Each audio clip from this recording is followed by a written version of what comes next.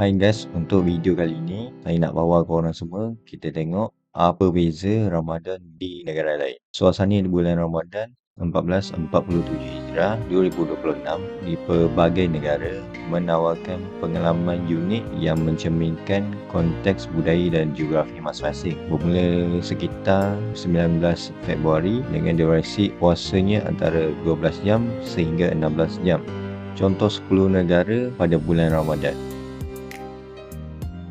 Di Malaysia, suasana paling meriah di Asia Tenggara dengan ribuan pasar malam Ramadan, masjid penuh sesak untuk solat tarawih dan hidangan istimewa seperti bubur lambuk, nasi kelabu serta rendang tok. Puasa anggaran dalam selama 12.30 minit, sahur daripada pukul 6 sehingga pukul 7 tengah malam, disambut oleh 60% penduduk Muslim termasuk yang terdiri daripada orang Melayu dan Bumi Putera, di mana influencer lain yang cuba mencabar diri untuk mencuba berpuasa selama beberapa hari dan menjadi viral TikTok, YouTube dan Instagram. Menghadapi cabaran panas dan lembab, godaan makanan di bazar, tetapi netizen tetap memuji dengan puasa Malaysia paling eksklusif semua kaum support. UK.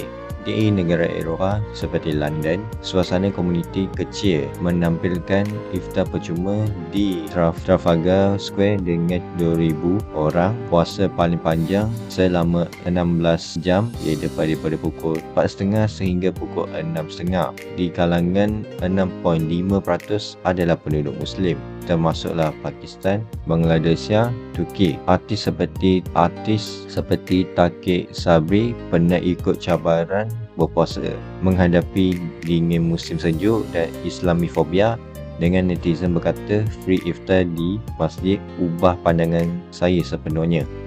Australia. Contoh di negeri Chinese menikmati suasana santai dengan kembang Ramadan, night dengan BBQ halal di pantai. Puasa 13 jam, sahur daripada pukul 4 pagi sehingga pukul 7 malam. Di kalangan 3.2 Muslim, Lebanese dan Turki. TikToker Aussie ikut Ramadan challenging. Cabaran panas, musim panas diatasi dengan reaksi fasting di Aussie semua Level Legend.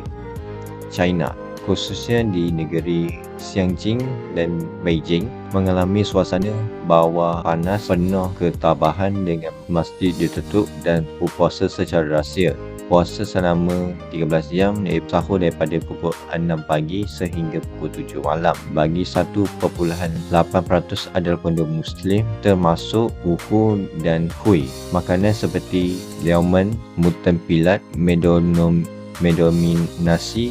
Cabaran utama ialah sekatan kerajaan terhadap makanan halal. Netizen bersuara, puasa di China 2026 memang lebih susah, kena lebih kuat.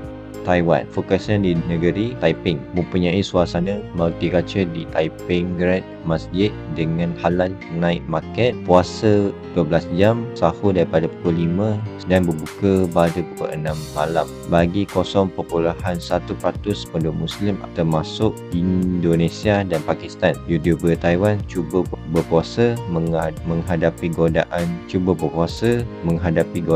street food 4 jam. Netizen gelak, puasa di Taiwan cari makanan halal memang susah gila.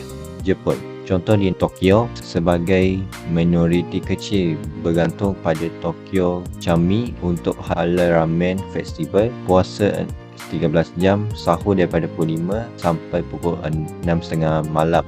Bagi 0.1 populasi Muslim, anime fans ikut cabaran dengan cabaran kombini 24/7. Netizen suara dikelilingi 7-Eleven Ninja Label. Thailand, contoh di Bangkok, berbeza dengan Johor Bahru, halal street food di utara dan di Patani meriah di selatan. Puasa 12 jam, sahur pukul 5.30 pagi sampai pukul 6.30 petang. Bagi 5% penduduk Muslim, Melayu Patani, selebriti Thai ikut untuk perpaduan menghadapi makanan pedas. Netizen, Ramadan Patani baik tak boleh kalah. UAE, Dubai penuh kemewahan dan Burj Khalifa berjaya dan Global Vigilance iftar puasa 13 jam, sahur daripada pukul 4.45 pagi sehingga puasa 6.6 bagi 76 penduduk Muslim. Expo Trade Emirati Moonvlog live stream cabaran panas gerun jadi isu dengan Dubai Ramadan. Iftar hotel 7 bintang. Arab Saudi, terutama di Mekah dan Madinah, mencapai kemuncak rohani dan 2 juta jemaah umrah dan Masjidil Haram 24/7 puasa 12 jam, sahur daripada pukul 4.30 sehingga pukul 6 berbuka pada 6 malam bagi 97% penduduk Muslim. Tiada artis non-Muslim yang fokus beribadah.